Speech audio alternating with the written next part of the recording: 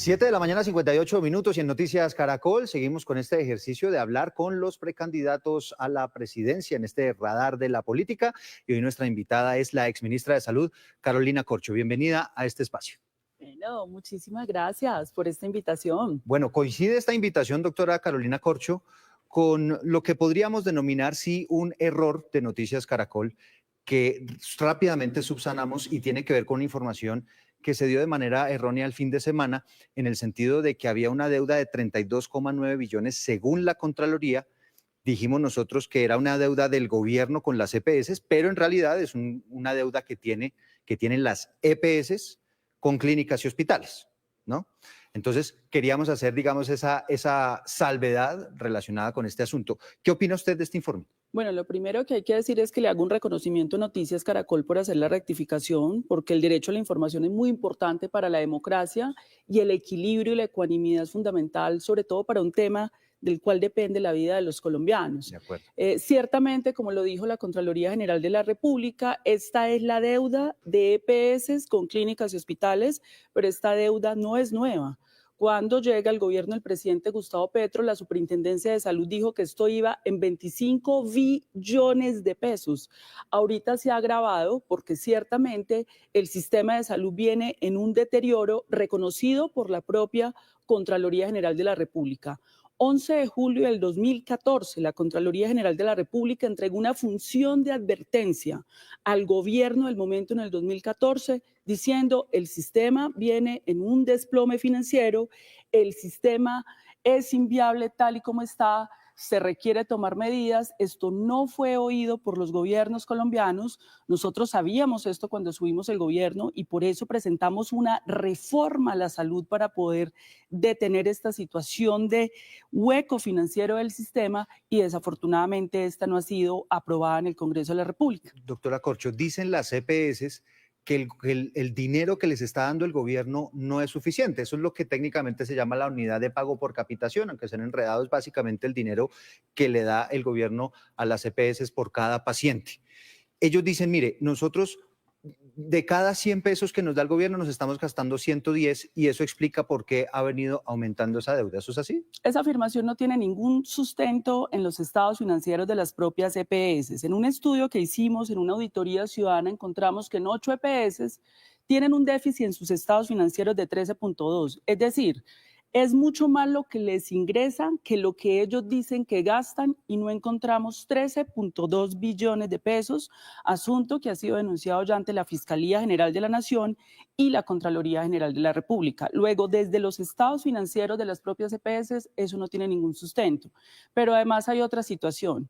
El año pasado, para el cálculo de la UPC, de 29 EPS, solo 5 presentaron cifras y datos confiables de cómo manejaron alrededor de 90 billones de pesos. Eso ya es muy grave e inaceptable para este país.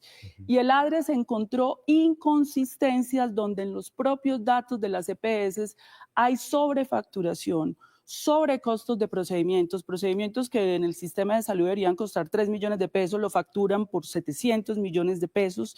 Es insostenible un sistema con este tipo de costos que están muy por encima de los estándares. Entonces, ocurre eso y el gobierno nacional decide entonces intervenir algunas EPS, pero que básicamente hoy están manejando, usted me corrige la cifra, hoy en día casi más del 60% de los pacientes en Colombia, ¿no? Está en este momento en EPS que están intervenidas por el gobierno. Si eso es así, doctora Corcho, ¿por qué después de más de un año de esas intervenciones la situación sigue siendo la misma? Bueno, lo primero que hay que decir es que el sistema de salud en Colombia siempre ha estado intervenido, siempre. Por eso la conclusión de la Contraloría General de la República es que el problema es estructural, es el modelo. De 157 EPS hay menos de 30, se han intervenido y liquidado más de 100 EPS, no es un problema del gobierno del presidente Gustavo Petro. ¿Y cuál es el problema de fondo? Que las EPS tenían que tener en bancos invertidos para respaldar las deudas, según la Contraloría en el 2023, 12.4 billones. no los tenían. Eso ya es muy irregular. Aquí tienen que haber aperturas Eso es de lo que llaman las investigación, reservas técnicas. las reservas técnicas. Y en los cálculos que tenemos hoy es que más de 20 billones de pesos que deberían estar en respaldo de reservas técnicas para poder soportar las deudas no están. Eso es muy grave y por supuesto que nosotros celebramos el informe de la Contraloría General de la República, pero necesitamos actuaciones de tipo fiscal. Pero doctora Corcho, ellos básicamente lo que han planteado es, claro, yo tenía que tener unas reservas, pero me las he tenido que gastar para suplir la plata que no me alcanza. Eso es falso, porque hubo EPS que sí tienen las reservas técnicas de manera adecuada. La pregunta es, si hay EPS que sí tienen las reservas para soportar las deudas, ¿por qué otras EPS no las tienen? Pero además es muy importante, Eduardo, explicarle al país por qué se interviene un EPS. Es que las EPS manejan recursos públicos de los colombianos, de las cotizaciones de los trabajadores y de los impuestos. En el caso de Sanitas, cuando se interviene Sanitas, Sanitas tiene embolatado 1.2 billones de pesos de reservas técnicas que no aparecen por ningún lado. Pero aparte de eso, la superintendencia encuentra que presuntamente más de 300.000 millones de pesos de los recursos que deberían destinarse para los medicamentos y la salud de los colombianos se los estaban gastando en arriendos del grupo Keralty. Eso es una ilegalidad. Eso no se puede permitir, pero además, en un solo año, en el año 2023, donde el sistema de salud movilizó 83 billones de pesos, una sola clínica de Sanitas le facturó al sistema 1.9 billones de 11.000 clínicas en el país. Pero la Corte Constitucional reversó esa intervención, particularmente la de Sanitas. Claro, pero la Corte Constitucional reversa la intervención por vicios de procedimiento, no porque la Corte Constitucional esté diciendo que de fondo no tenía que ser intervenida. Pero hay una cosa muy grave. Sanitas, trasladamos una denuncia a la Fiscalía y a la Contraloría por doble contabilidad. Pasan unos datos a la Cámara de Comercio y otra a la Superintendencia de Salud. Es que es muy importante que el país entienda que estos son recursos públicos de la vida de los colombianos con los que le están haciendo el paseo de la muerte a la gente, no le están entregando los medicamentos mientras que ocurren todas estas irregularidades. Y evidentemente, pues estamos pendientes de esas investigaciones de la Fiscalía. Ya que hablamos de la Corte Constitucional, la misma Corte Constitucional dice, ojo, esa plata que usted dice sí es suficiente, no es suficiente, la que le está entregando el gobierno a las EPS y le pide que se revise y se actualice de manera correcta la unidad de pago por capitación, esa plata que le trasladan a las EPS. Claro, lo que pasa es que cuando ya revisamos los datos, la Corte Constitucional lo primero que hay que decir es que tiene una contradicción en su planteamiento, porque dice no hay datos confiables para saber cómo se mueve la plata de la salud en Colombia y luego concluye la UPC es insuficiente, es una contradicción aristotélica. Luego entonces la Corte llega y dice hagan unas mesas para hacer verificaciones, pero resulta que cuando se verifican las cifras, efectivamente lo que da es que han tenido más ingresos que gastos y hay unas platas embolatadas, que eso es por lo que se tiene que investigar penal y fiscalmente el tema. En ese sentido, lo que creemos nosotros es que la Corte Constitucional tendría que ordenar una auditoría forense al sistema de salud para tener las cifras a ciencia cierta y evidentemente esto tiene que tener consecuencias penales, fiscales y disciplinarias porque son recursos públicos de la vida. Eso es lo importante que quiero que entendamos. Sí, bueno, hablemos ahora, decíamos, el gobierno tiene el control hoy en día de la mayoría de la prestación de salud para los colombianos, representado casi que todo en la nueva EPS que atiende a más de 11 millones de afiliados. ¿Por qué, si el gobierno ya tiene ese control, se da este comportamiento, que es un aumento sustancial en el número de tutelas para acceder a servicios? Bueno, entonces aclarando que siempre el sistema ha estado intervenido, siempre, porque no se ha reformado. Por eso se propuso una reforma, porque el sistema viene en caída libre y eso se refleja en el empeoramiento de todos estos indicadores. Ahora bien, mientras que la Comisión Séptima del Senado esté obstruyendo la reforma a la salud, no vamos a encontrar una salida para poder superar esta situación de fondo. Hay otro tema, este sistema no ha sido preventivo, que es otro tema de la reforma. Además de que los recursos de la salud se manejan de manera opaca, oscurantista, sin transparencia, también tenemos el problema de que no hay prevención. Entonces, la gente llega a los servicios de urgencias, algunos con enfermedades muy graves, otros con enfermedades más leves, porque no hay atención primaria en salud. Eso es un tema de reforma que ayuda a resolver este tema. ¿Qué se puede hacer ya para administrar la crisis? Y es mi llamado a la Superintendencia Nacional de Salud.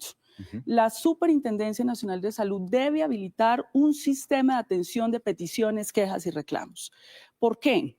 Y que ese sistema tiene que responder en 24 a 72 horas porque se trata de la vida.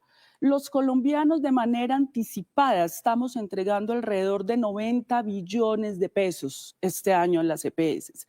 No hay ninguna excusa para EPS intervenidas y no intervenidas negarle medicamentos a los pacientes. Si eso está pasando, tienen que devolver la plata, tienen que ser sancionados y yo sí pido una acción conjunta de la Superintendencia, la Fiscalía y la Contraloría para defender la vida de los pacientes en medio de la crisis y que el Senado de la República resuelva de fondo este Sí. problema. No, y otro tema de la actualidad es que ya hay cierres de unidades en algunas clínicas y hospitales, se están quedando ya sin plata por esta billonaria deuda, ¿no?, que tienen las EPS con las clínicas y los hospitales. Y una de las grandes preguntas es, bueno, ¿y cómo se va a resolver esa deuda? ¿Cómo les van a pagar? ¿No? Si seguimos en este debate de que unos dicen que sí es suficiente el dinero, otros dicen que no es suficiente.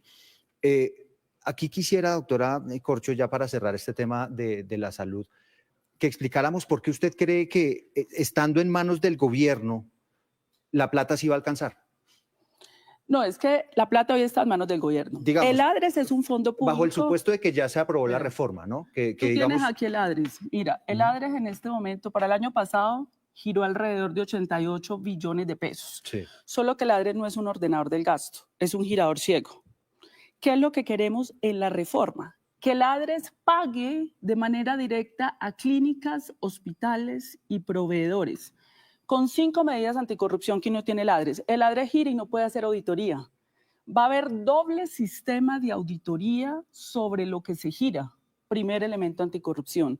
Segundo, esto es un sistema de información público donde si la reforma se hace, aquí vamos a ver las cifras de cuándo le están pagando a cada clínica y cada hospital. Tercer elemento, va a haber un control social sobre estos recursos. También lo tiene la reforma. Y cuarto, hay un sistema de información.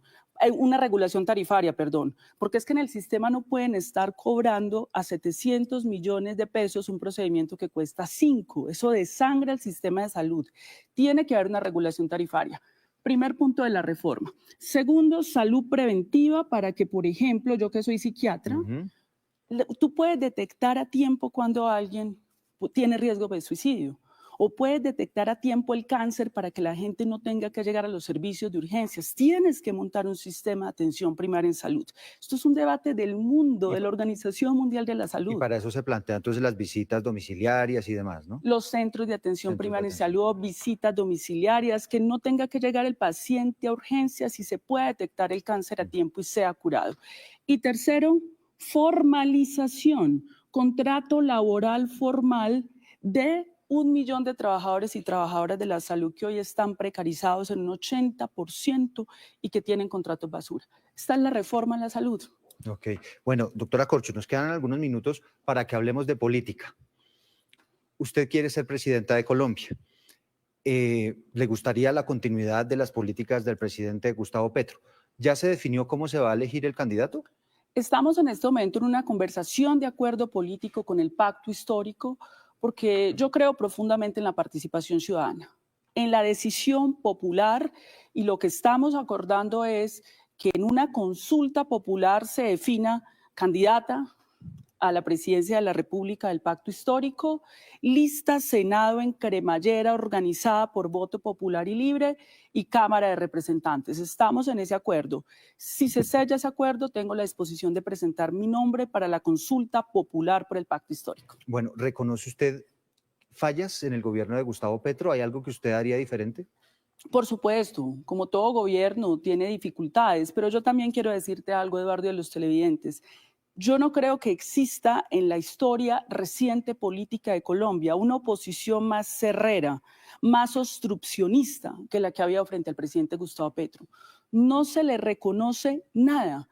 En el Congreso de la República se han dedicado a sabotear sus apuestas y el gobierno ha tenido cosas positivas, por ejemplo, la reforma pensional. Es el primer sistema pensional en este país donde va a haber pensión universal para todos los colombianos. Todos los colombianos van a tener pensión.